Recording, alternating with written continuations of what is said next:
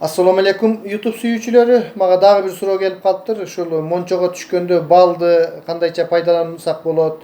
Деги эле ушул омуртка, бел жана башка ооруларда мончо менен кандай кылып дарылоого болот дегендей маанидеги суроо экен да. Мага бул суроо аябай абдан жагып калды. Ошон үчүн мен жооп берип коеюн дедим. Анткени менин акыркы кездердеги жумуштарым ушул мончо менен абдан байланыштуу. Мончодо мен көп массажист болуп иштедим. Мончодо парильщик болуп иштедим. Мончонун негизги технологиясын мен ушундай бир ортодон жогорку деңгээлге чейин кантип иштерди уюштуруу керек, кандай эмне, кандай түшүү керек, ошол жерде мончо боюнча менде чоң тажрыйба бар достор. Эмесе ошол тажрыйба, опыттарды билген нерсеми сиздер менен бөлүшүп кетейин. Мени менен болуңуздар. Сөзсүз түрдө ушул видео бүткөндөн кийин өзүңөр ой пикирлериңерди калтырып, лайк басып, каналыма жазылбаган болсоңор жазылууну унутпаңыздар. Анда эмесе кеттик достор. Мончого албетте түшкөндө достор, эми жумасына бир жолу баягы спортто жүргөн адамдар көбүрөөк 2-3 жолу түшүшү мүмкүн. Себеби биринчи биз ушул спорт жагынан баштайлы. Бизде спортко кызыккан адамдар көп. Адам спорт менен заниматься эткенде же болбосо башка бир физикалык иштерди, дене боюга күч келтирген иштерди иштегенде булчуң эттери ооруп калат. Буттун, колдун ошол кайсыл мүчө менен иштеген болсоңуздар ошол булчуң. Ал эмнеге ооруп калат? Ал жерде биохимиялык состав өзгөрүп, молочная кислота деп коет. Ушу баягы кыргызча сүт кислотасы, эми көбүнчө кыргызча колдонулбайт. Молочная кислота деп, мисалы үчүн баягы штангини же болбосо башканы көтөргөндө ооруп калганы, ал булчуңдардын ооруу сезимдерин ошол молочный кислота пайда кылат да. Мончого түшкөндө ошол парилкада терде отуруп же болбосо баягы шыпыргы менен, дубовый веник менен же березовый менен ошо кайыңдан чапканда баягы тер менен ошол тер менен молочный кислота чыгып кетет да. Бул мончо менен эле эмес, биз ошол институт окуп жүргөндө аябай биохимиядан окуганбыз. Пировиноградная кислота деп коет. Бул виноград жүзүм сокторунда, алма жемиштерде витаминдерди көп болот. Ошол организмди восстановить этиш үчүн, кайра калыбына келтириш үчүн мончого түшүү, экинчиден витамини бар жакшы тамактарды кабыл алуу, фруктовый овощлерди кабыл алуу менен баягы организмдин калыпка келүүсү, калыптануусу, кайрадан ордуна келүүсү, восстановить этүүсү келип чыгат да. Мончонун спортто абдан мааниси чоң достор. Андан кийинки мончонун ар кандай бир оорулардын алдын алууда. Мисалы үчүн баягы грипп абдан тумоо күч алып турган мезгилинде мончого түшүүгө болбойт. Мен өзүм көп практиковать этип көргөнмүн, бирок мындай кайра күч алып, чыйрыгып дегендей баягы суука эме болуп болбойт да. Ал эми бир мындай грипп башталып келатканын сезип калып эме кылсаңар, кайтарып иргенге болот да, ушул мончонун жардамы менен. Ал эми ушул тумоодон биротоло мындай айыгып калгандан кийин билесиңер да достор, бир организмде ушундай бир уулануу болгон сыяктуу болуп, эчтекени каалабай, шалдырап, күчүң кетип, бир ошондой маалда уже баягы кайнатма шорпо, биз ушундай жакшы тамактардан кылып туруп, мончого уже айыккандан кийин да почтичи, анан мончого кирсең баягы калып калган уу калдык заттар бардыгы чыгып кетет достор. Ал эми мончодо мисалы үчүн профессионал парильщиктер, ушул парить эте турган адамдар, биз мисалы үчүн биз дайыма 2 шыпыргы менен иштейбиз. Анын өзүнүн технологиясы бар, баягындай кылып. Ал эми жөнөкөй өзүнчө түшкөн адамдар бир шыпыргы менен эле жакшынакай эме болуп иштесе болот. Баягы шыпыргы менен эмнеге эме кылынат? Баягы муун ооруларында, башка ооруларында баягы жүрөккө күчтү көп келтирип эле парилканын ичинде отура бербей, азыраак отуруп, наоборот эффект көп болсун деп шыпыргы менен чабынып, шыпыргы менен чабынат десе эле тарсылдатып чаба бериштин кереги жок. Акырын баягы ысык воздухту, ысык абаны айдап, акырын чабыныш керек да, баягы эффект боло турган болуп. Жана биздикилер чабынат десе эле чалчылдатып, чабынып бир туура эмес эмелерди кылат да. Эгерде билбеген болсоңор, ошол жерде мындай мончодо акырын карап турсаңар, анын эч уяты жок. Элдер кандай чабынып аткандарын көрүп эле мындай үйрөнүп алууга болот да. Ал эми веникти кандай даярдаш керек? Шыпыргыны алып туруп, баягы биринчи эле киргенде чоң тазике кайнак сууну салсаңар, анда веник жакшы эме болот дагы, бирок вениктин жашоосу көпкө жетпейт. 1-2 чабынгандан кийин эле, 1-2 мончого киргенден кийин тынчып калат да, баягы жарабай калат. Ошондуктан баягы кайнакка жетпеген мындай жылымык суудан көбүрөөк ысыган бир 60 градус, 70 градустагы сууга салып туруп, чтобы бардыгы кирсин деп туруп, дагы үстүнө бир тазикти коюп туруп, ал тазике сууну куюп койсоңор, баягы жакшы бир 15-20 minüttün içinde dayar bolat şıpırgı. Şıpırgı dayar bolgandan keyin parilkaga alıp kirip turup çabınıp kayra çıkıp turup kayra da oşol жерге salıp anan oşentip 1-2 salıp 1-2 kirgenden keyin уже şıpırgı polный dayar bolup kalat. Parilkadan çıkkandan keyin жөн эле сууга малып туруп эле мындай коюп четке коюп иштете берсеңер болот. Анткени шыпыргы полный бардыгы даяр болуп калды да анан чабына бересиңер достор. Мончого киргенде сөзсүз түрдө башка калпак ошол мончонун калпактарын кийип алып анан калпак десе өзүбүздүн калпакты кийип мен орустардын кийгенин көрүп мончодо аябай жиним келет эле да биздикилер эмнеге ушул калпактарды подарить этет депчи. Ошол мончонун өзүнүн кебез калпагын эмеден жүндөн жасалган ар түрдүү калпактарды кийип отурушка туура келет.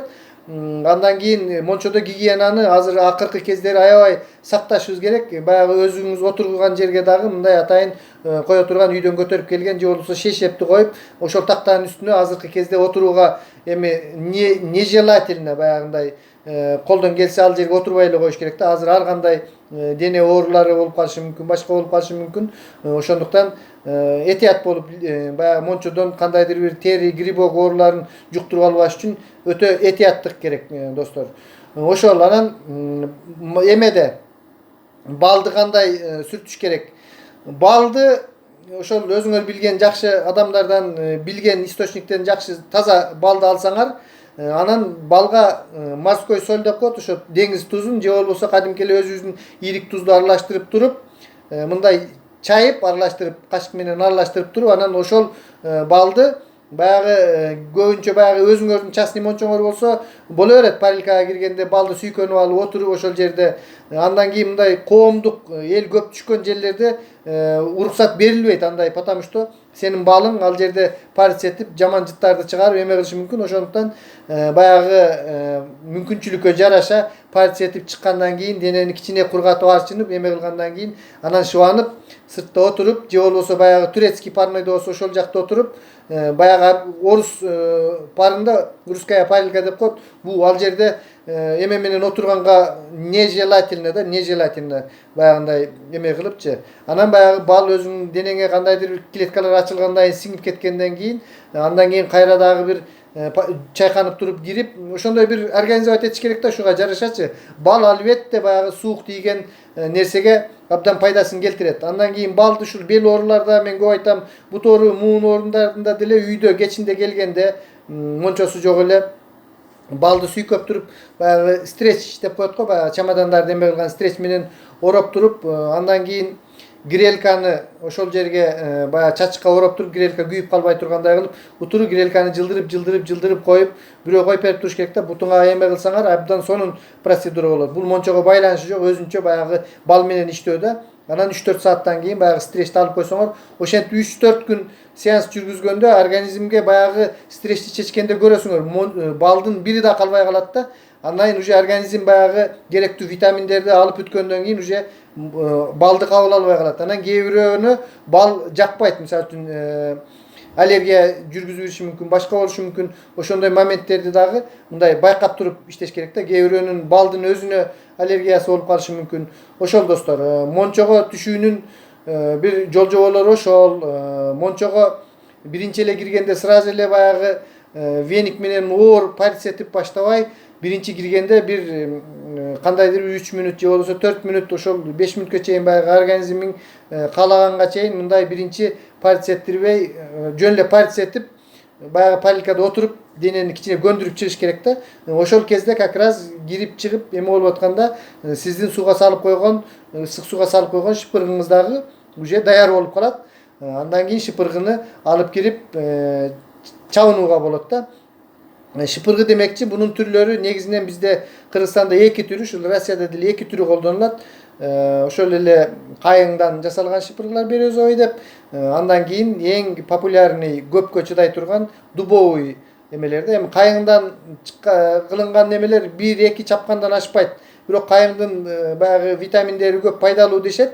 Баягы грипп болуп же башка бир ушундай ооруларда kayın menen çabınуу aябай жакшы деп айтышат да. Эми анын канчалык деңгээлде жакшы болгондугун баягы илимпоз медиктер эле эме кылып алса, мен көбүнчө профессионал баягы париждиктер бул көпкө жеткириш үчүн жана көп иштеш үчүн дубовый вениктерди, ошол дуб вениктерин аябай көп колдонушат. Ал эми бул вениктерди болсо июль айынын аягында, августтарда биздин ушул температура биздин Кыргызстанга байланыштуу ошол өзүңөр эле дубтан жаса, өзүңөр эле кайыңдан, керек болсо теректен, эмне жалбырагы болсо ошонун баарынан эле жасоого болот. Чалкандан, жана башкадан, иши кылып баягы жалбырагы бар нерселерден жасап, анан бизде баягы мята деп жалбыз бар го, ошону дагы баягы вениктин ичине кошуп, түйүп баягы, мисалы үчүн Бишкектеги чоң баняларга кирсеңер көрөсүңөр, ушундай фантазиясы күчтүү кишилер бар, өздөрү даярдап, өздөрү эме кылышып, ушундай сонун буга көп көңүл бурушат да, кандай кылып эме кылганын, өзүнүн методикасын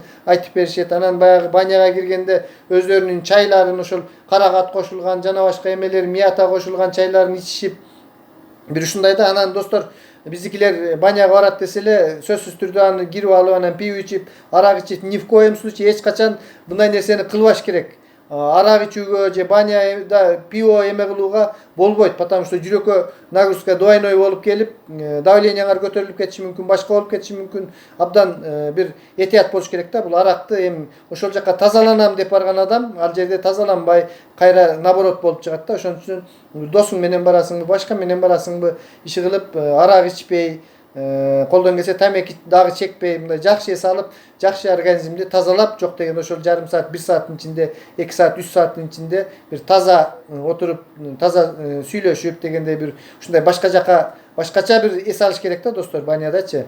Мен негизги карманган принциптерим ошондой достор. Андан кийин банядан чыкканда акыркы чыгаарда мен сөзсүз түрдө баягы муздак суу менен жуунгандан кийин анан чыгып кетем. Себеби баягы ашыкча неме болгон терлер эме болуш керек да, токтоп дегендейчи. Андан кийин баягы муздак суу процедураларын коркпой эле палкадан отуруп чыктыңбы, 1-2 секундда баягы муздак суу неме бассейн болсо секирип чыга бергенден андан эч кандай суук тийүү же болбосо бир эчтеке болбойт достор. Бул жерден коркпош керек сууга түшкөндөнчү. Ошол достор мен бүгүнкү айта турганым. Анан дагы мен бир өзүмдүн жашоомдо бир чоң эксперимент кылгам, бирок мен ал экспериментти сиздердин кылышыңыздарды каалабайм, потому что ар кимдин организми кандай көтөрөт билбейм, потому что мен ушул массаж спор иштеп жүргөндө бир күнү грипп болуп калып, эми орустар аябай жаман көрөт грипп болуп анан иштеп жатканды. Аны мен билдирбей баягы көмкөрөсүндө мен мурунку передачаларымда дагы бар, билбей ошо кечке чыдадым да, мурдума эме масканы тагып, эми негизинен эле маска менен неме кылат элек. Андан кийин ошол адамдар ары карап атканда эме кылып баягы мурдумду тартпаганга аракет кылып, иши кылып кечке иштеп чыдадым да достор. Температура бар, анан эмне болсо ошо болсун деп туруп, парилкага кирип парить этип турганда баягы Азерки деген метродогу чоң Азерки деп көл бар, ошонун ортоңкусунда иштечүмүн. Февраль айы эле массаждан ошол акыркы процедураман чыккандан кийин ошентип чабынып туруп барып мен муздак сууга көлгө таштап чыктым да достор. Көлгө таштап чыккандан кийин баягы мен жабык турган мурдум кадимкидей ачылып барып жаттым.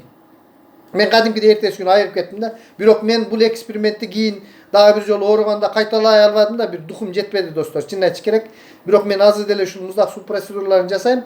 Бирок мен силерге совет этпейм. Мен бирок ошентип бир жолу айыктыргам. Баягы муздак процедура менен дагы ушул грипптерди айыктырууга болот экен да. Жөн эле мончого, жөн эле терде отурсаң айыкпайсың. Мен именно ошондой экөөнү эме кылгандан кийин бир жолу менин өзүмдүн башымдан ушундай өткөн. Бирок мен башка жолу кайталабадым достор. Ошол менин башыман өткөн окуялар, мендеги практикалар достор. Ушул сурооңуздарга ошентип жооп бердим. Саламатта туруңуздар, ден соолугуңуздар чың болсун, интеллектуалдык деңгээлиңер дайыма жогору болсун. Сиздер менен мен Бакыт Сулайман.